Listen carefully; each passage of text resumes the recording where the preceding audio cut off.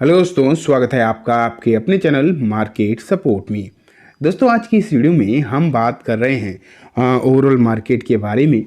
अगर आप देखोगे तो मार्केट की स्थिति डेफिनेटली अच्छी नहीं है, ये बात है, नॉर्मल है और सब जानते हैं।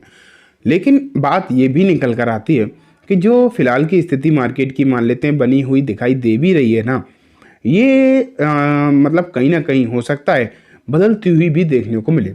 क्योंकि मंडे से कुछ चीज़ें आपको ऐसी देखने को मिलेंगी, या फिर मैं बोलूँ कुछ ऐसी खबरें अभी आपको मार्केट में देखने को मिल रही हैं जिनका असर मंडे को पड़ता हुआ दिखाई दे सकता है।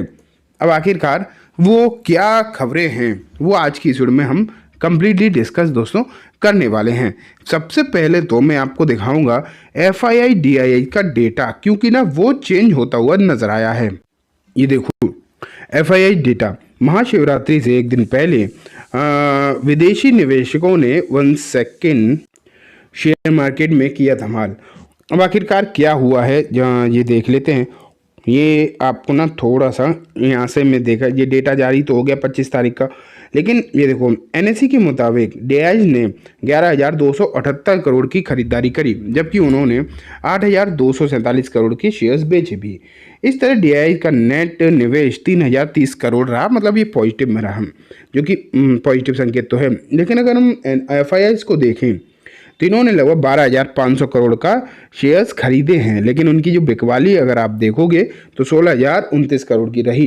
तो यहाँ अगर आप देखोगे तो ये डेटा किस तरीके का देखने को मिल रहा है, तो इसमें बिकवाली नजर आई है, कितनी, लगभग 3529 करोड़ की। वैसे तो अगर देखा जाए तो लगातार जो FIIs हैं वो बेचते हुए ही दिखाई दे रहे हैं, इसमें तो कोई भी डाउट नहीं है। लगातार एक तरफा बिकवाली करते हुए दिखाई दे ही रहे हैं, एंड ये बिकवाली जो है 25 तारीख को भी कंटिन्यू ही होती हुई देखने को मिली है, इसमें भी कोई बहुत बड़ी बात नहीं है। लेकिन अगर हम आगे देखें, FIIs यानी बिकवाली जारी रही है, 24 को भी उन्होंने भारी बिकवाली करी थी और आगे भी। तो यहाँ अगर देखोगे तो हाँ, यही डेटा है फिलहाल FIIs DIIs का। हालांकि इन्होंने जिस तरीके से हेडलाइन में लिखा है धमाल, तो निवेशकों मतलब FIIs की अगर हम बात करें तो इसमें कुछ धमाल वाली बात नहीं है, क्योंकि ये तो मतलब लगातार बिकवाली कर ही रहे हैं और इन्होंने और बिकवाली कर दी, तो इसमें और क्या ही स्पेशल होगा। ठीक है, तो आगे बढ़ते हैं। ये देखो, RBI announce sovereign gold bond premature redemption data for this year, I mean dates for this year. तो यहाँ अगर आप देखोगे तो RBI ने एक अच्छी खबर देते हुए जो सोवरन गोल्ड बॉन्ड होते हैं उनका प्री मैच्योर रिडेम्पशन जो होता है उसके लिए अनाउंसमेंट कर दिया गया है। अगर यहाँ आप देखोगे तो देखो, जो सोवरन गोल्ड बॉन्ड होते हैं तो सरकार उसके तहत जो लोग उस गोल्ड में पैसा लगाते हैं, हालांकि वो बॉन्ड के ज़रिए ही पैसा लगता है, तो वो आप यहाँ पर देख पा रहे हो। अब उनके लिए नई डेट जो है निकल कर आने लगी हैं। देखो यहाँ पर लिखा है सीरीज 17-18 के लिए यहाँ पर जो प्री मैच्योर रिडेम्पशन है वो 16 अप्रैल 2025 से स्टार्ट हो जाएगा। वहीं अगर हम सीरीज 20-21 के लिए देखें तो 19 मई 2025 देखने को मिलेगा। तो RBI की तरफ से ये पूरी डिटेल है, अगर आप चाहो तो यहाँ पर वीडियो को पॉज करके भी पढ़ सकते हो, जिससे कि आपको ये पूरी तरीके से इसका अंदाज़ा लग जाएगा कि क्या डेट है, और अगर आपने भी कुछ खरीद रखा है तो आपके लिए क्या डेट यहाँ पर इम्पोर्टेंट होने वाली है। ये और देखो आप, RBI lowers risk weight on banks means bank finance to NBFC micro finance loan. तो यहाँ अगर आप देखोगे तो RBI ने यहाँ पर इनके ऊपर जो है रिस्क घटा दिया है। अब इससे क्या होगा कि जो लोन बांटने की जो संख्या है या फिर स्पीड है, उसमें जो माइक्रो फाइनेंस बैंक होंगी ना, वो अब और तेज़ी ला सकती हैं। वैसे तो हमेशा आपने देखा है कि जब RBI कुछ भी टिप्पणी करता है तो मोस्ट ऑफ द केसेस में आपने देखा होगा कि गोल्ड वगैरह, मतलब ये लोन वगैरह होती, चाहे वो गोल्ड लोन हो या फिर नॉर्मल लोन हो, उसकी स्पीड कम ही कर देता है RBI। लेकिन यहाँ पर चीज़ें जो हैं बदलती हुई देखने को मिली हैं और रिस्क घटा है, तो उसका इन्हें जो है अच्छा खासा फ़ायदा होता हुआ नज़र आ सकता है। लेकिन अब मैं आपको एक और न्यूज़ के ऊपर लेकर चलता हूँ। हमने मल्टीपल खबरें जो है इस वीडियो में कवर करी हैं। यहाँ अगर आप देखो, इलारा कैपिटल के लिए एक खबर निकल कर आई। इलारा कैपिटल जो है डिफेंस स्टॉक पर उन्हें ऐसा लग रहा है कि अच्छा मौका हो सकता है। यहाँ पर इलारा ने Hindustan aeronautics and Bharat electronics, ये दो जो कंपनीज हैं, इन पर कवरेज स्टार्ट करी है और इलारा ने इन दोनों पर बेसिकली बाई की कवरेज जो है स्टार्ट कर दी है। मैं आपको एक चीज़ और बताना चाहूँगा, ये तो आपको मालूम ही है कि भारत में फ़िलहाल डिफेंस के हालचाल जिस तरीके के हैं, सरकार कोशिश बहुत कर रही है लेकिन डिफेंस अभी भी पूरी तरीके से इंडिया मतलब जो रिक्वायरमेंट है वो पूरा तो नहीं कर पाए। लेकिन हाँ, इंडिया की रिक्वायरमेंट भी डेफिनेटली बहुत ज़्यादा है। लेकिन आपको ये मालूम होना चाहिए कि कुछ कंट्रीज़ हैं जैसे कि इंडोनेशिया हो गई एंड एक दो और कंट्रीज़ भी हैं एशियन कंट्री, उन्हें सप्लाई के लिए बड़े ऑर्डर मिल रहे हैं जिसमें कि BEL भी शामिल है, मतलब बड़े एक्सपोर्ट ऑर्डर जो है मिलते हुए नज़र आ रहे हैं।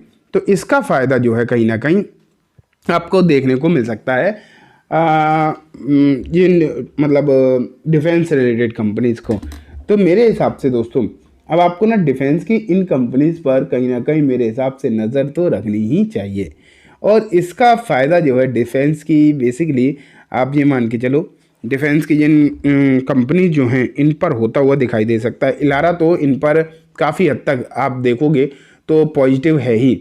इलारा को लगता है कि यहाँ पर ये जो कंपनीज़ हैं अच्छे रिटर्न जो है बनाकर दे सकते हैं, तो इसलिए इन्होंने इसके जो है टारगेट भी बढ़ा दी हैं और थोड़े बहुत भी नहीं 40 से 50% की अपसाइड मोमेंटम को उम्मीद किया जा रहा है इलारा कैपिटल की तरफ से। हालांकि ऐसा नहीं है कि इलारा कैपिटल बोल दे या कोई और बोल दे तो 100% हो ही जाता है। 100% तो मार्केट में आप ये मान के चलिए आज के समय पर कुछ भी नहीं हो, मार्केट वैसे भी बहुत ज़्यादा अनसर्टेन भी है।